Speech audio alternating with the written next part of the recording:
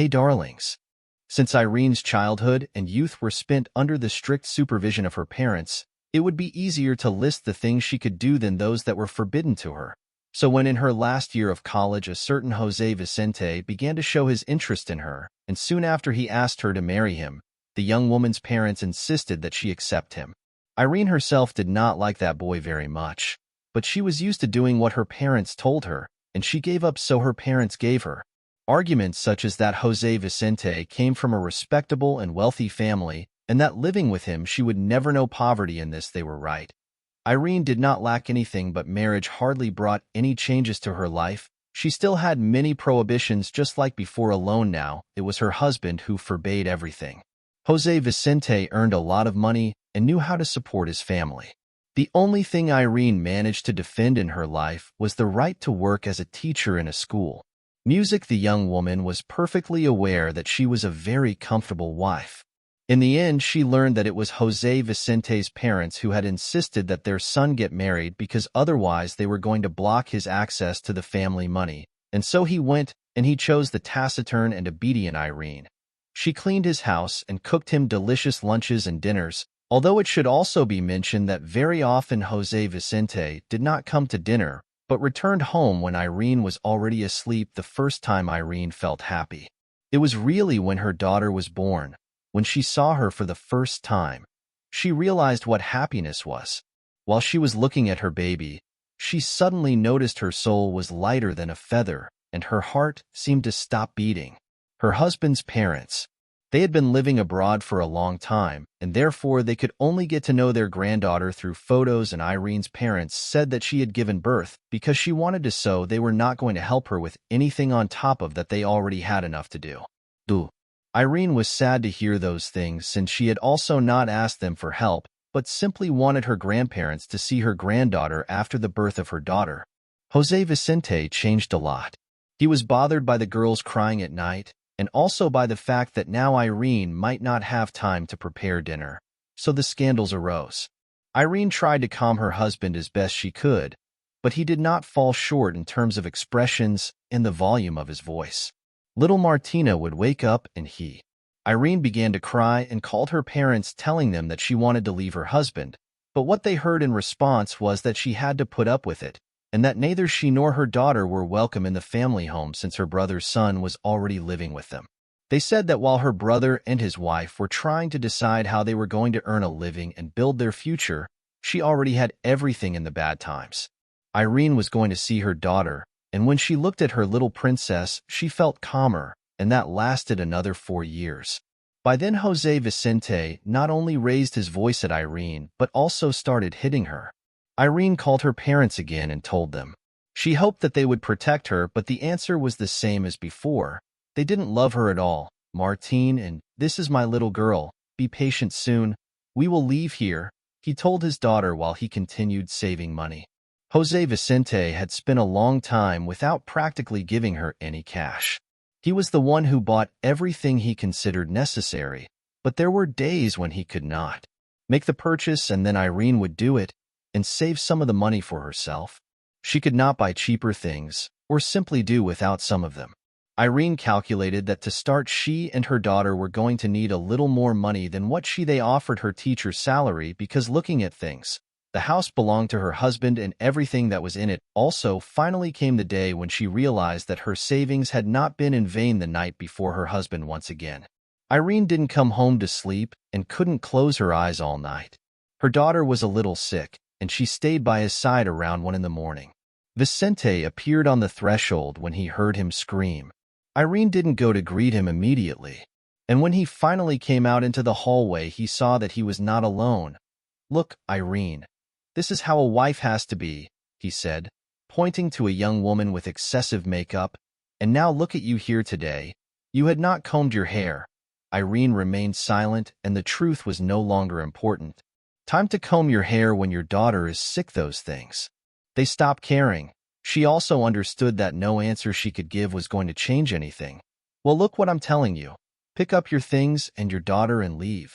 From now on, this house will have another owner that you can show to your friends without being embarrassed, and as you will understand, I am not willing to pay maintenance that will get you out of trouble. Irene understood it. She knew that this was what her husband's parents' business was about. It was enough for him to ask her for it to be issued any certificate. On the other hand, she was even happy that now she was going to be free, and besides, her parents couldn't blame her for what happened. But as for them, she was wrong. While Irene was gathering things, she called her mother and told her everything. In response, she heard that her husband was right and that a woman should take care of herself. So apparently it was her fault, and that at her age she should be ashamed to be living thanks to the help of her parents who were already very old. Nothing else but living. Thanks to the help of her parents, Irene ruled it out from the beginning, but she did hope that they could provide shelter for her daughter and her at least for a while. Having collected most of her daughter's things in a travel bag and some of her own in another small bag, she entered the room. Little Martin was waiting on the threshold. She was already dressed. On her back she carried a backpack, and in her hands she held her beloved stuffed rabbit. Mom had heard everything. "I'm ready." Irene hugged her daughter. "What a smart girl I have."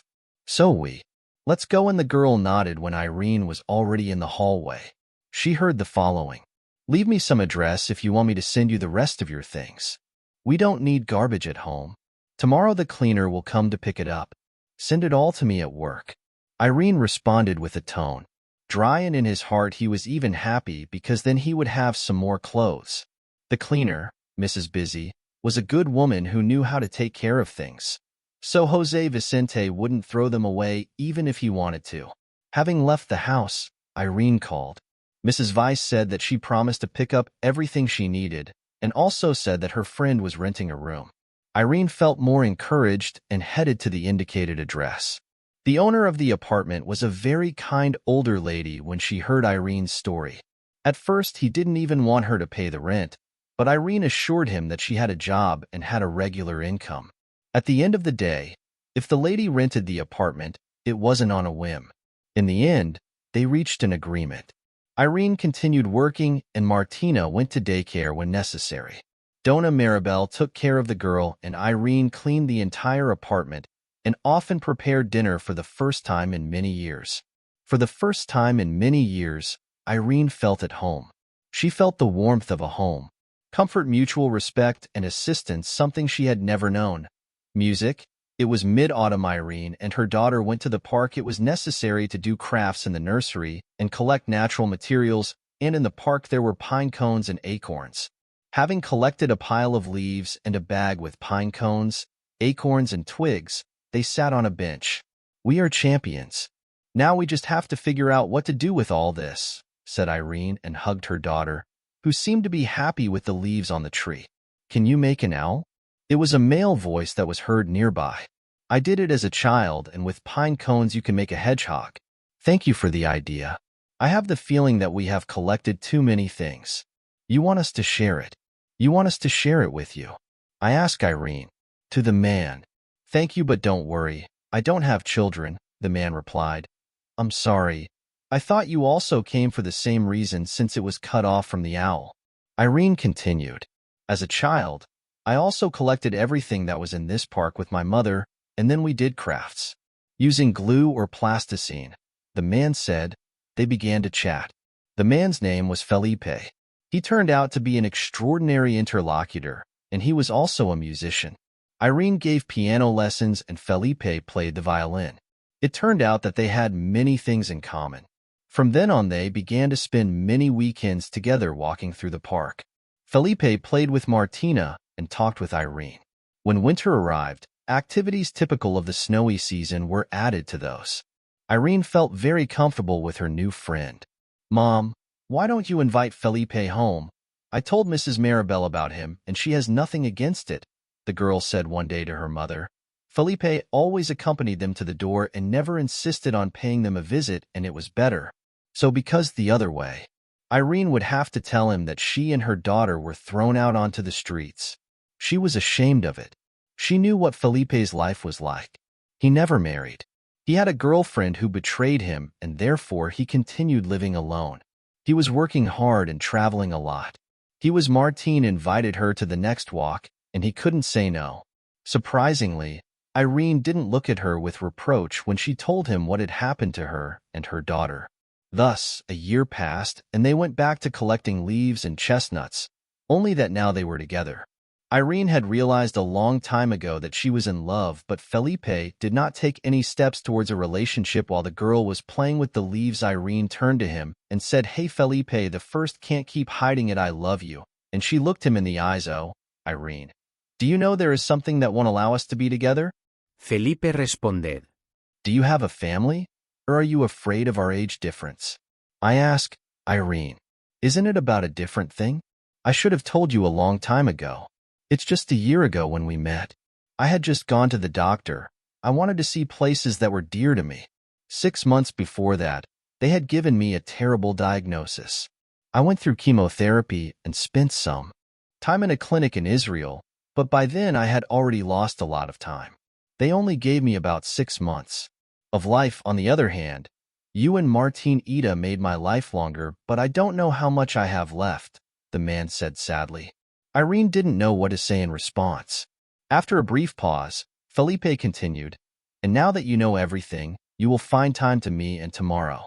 The afternoon she nodded. There was simply nothing to say, and the walk ended in silence. The next day Felipe drove to Irene's workplace. They went to the notary. Irene didn't even look at what she was signing. She heard something about a house, then about a bank account, but his thoughts were not there. When they left the notary's office, Felipe said, "You can move into your house whenever you want. I will not have time to give you and Martin and this love, nor will I be able to take care of you, but I will leave behind a house and some small savings. Unfortunately, I spent a good part of them in Israel." The next day Irene and her daughter went to Felipe's house, and when a week later she was admitted to the hospital, Dona Maribel also moved there with them. Martina had so much affection for her that he was very happy when they asked him for help. Music. Irene practically didn't leave the hospital, and Mrs. Maribel took her to Martine, and she is there once a day. So a month passed. Felipe realized that he had very little left. "Dear Irene, you have to promise me something," the man said in a loud voice. Low. Irene sat closer. "Irene, you and Martina should be happy. Don't be afraid to let happiness come into your life, and don't let anyone else treat you like your husband did. Be happy, my children. I promise you," Irene said, furtively wiping away her tears. The entire orchestra in which Felipe had played attended the funeral, and after days a concert was dedicated to him in the theater. During that concert, Martina went on stage, sat down at the piano, and played her favorite song. 6 years passed. Dona Maribel took care of the kitchen. Day there was a gala dinner. Martinita won a regional competition. She was already quite skilled at the piano. Irene, Martina, and Borja were supposed to return home. Soon Irene found her love, who was Borja, and Martine called him Dad. Then they were already there. The three of them were sitting on the couch at night, watching fragments of the contest on television and feeling proud of their daughter. Meanwhile, in another part of the city, Jose Vicente was watching the same program. He no longer had the appearance of an upper-class gentleman. His parents kicked him out of the business when they realized that he was leading them to ruin. That young girlfriend disappeared at the same time as the money. Now he was just watching the news, and he couldn't understand what it was that seemed so familiar to him about that girl. But how did he do it? I was going to understand if she almost never looked at her daughter while she had her in her house, and Borja adopted her and gave her her last name during the awards ceremony.